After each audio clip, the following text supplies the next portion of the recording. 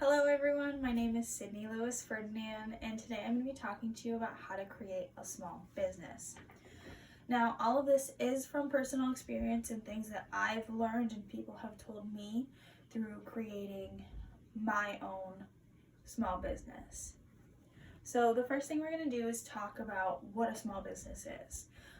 It's just that, a small business. It's not corporate like McDonald's, KFC, those are some restaurants, and some stores would be Walmart or Myers or Target or things like that.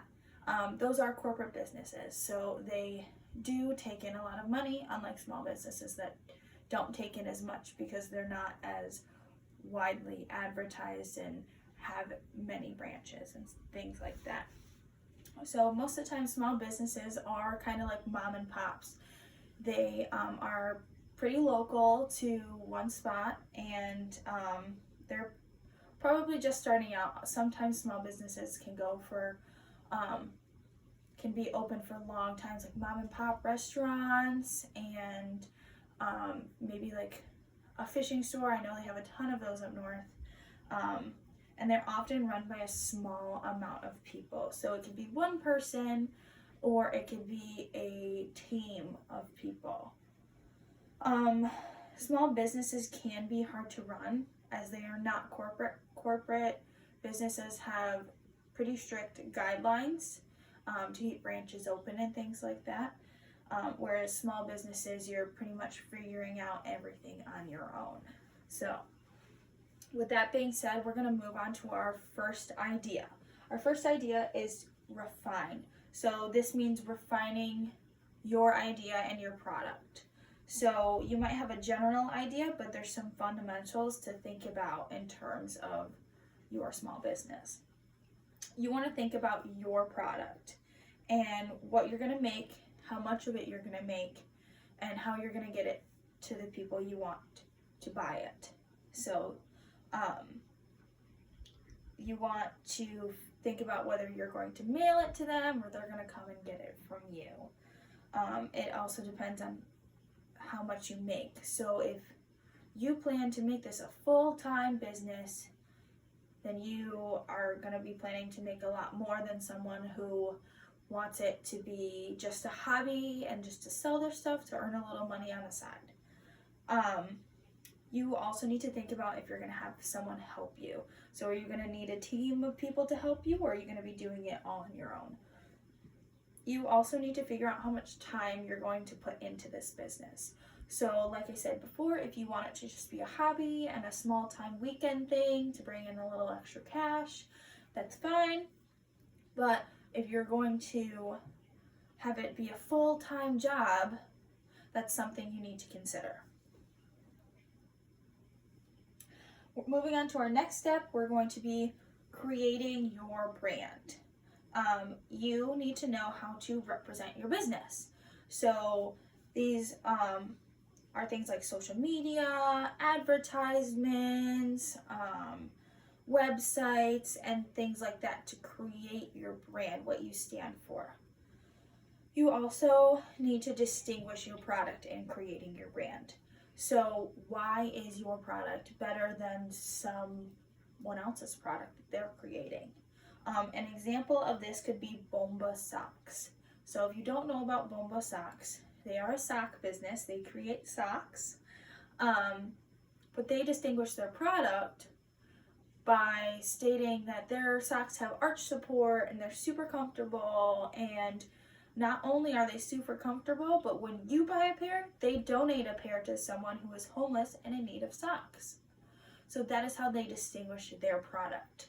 And that's something that you need to think about if you're going to have a large saturated market for that specific product.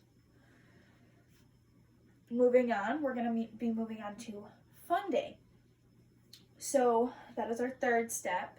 And you need to be, not only do you need to think about how much time you're going to put into your product and your small business, but you need to think about where you're going to get the money to keep creating that product and to be able to sell that product. And that includes things like materials. So do you already have the materials you need? or do you need to go out and buy them to create your product? So an example of this could be an online sticker business. There are tons of these businesses on Etsy. And the way they do these things is they have sticker paper, they print it on a printer, and then they use something to cut out all of those stickers from that sticker paper. Their materials would be that sticker paper, the printer ink, the materials to cut out that product, and possibly even shipping that, like materials to ship that product out. So those are all some things that you might need to think about and factor into your small business, especially with online businesses, because you do need to think about shipping costs and things like that. Another thing to think about would be the rent of a storefront or a building that you need to have your small business out of. So if you are doing your business out of your home, you don't necessarily need to factor the price of you doing it from your home. There's no rent that you need for specifically for your business. You're already living in your home and you're already paying for your home. Whereas a storefront, that would be an added cost to having a business, especially if you have a restaurant or something like that. Moving on to registering your business, a lot of businesses do need to be registered with the government and the IRS, so that is something to also think about.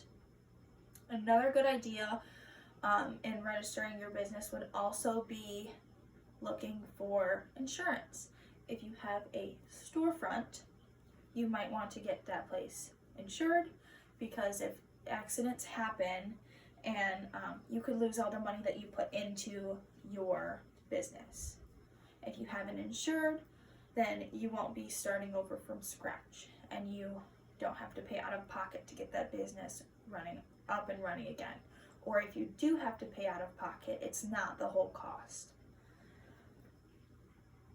Moving on to our last step is platforms. So there are plenty of platforms to get your business out and advertised. Once you've thought about all the logistical things, then you can start working on advertisement. And there are several different kinds of platforms that you can use to advertise your business. So some online platforms would be Facebook, Etsy, Instagram. You can create a website, things along those lines. You can also have an in-person platform.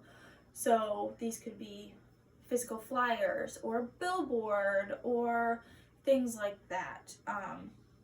Or you could just do both.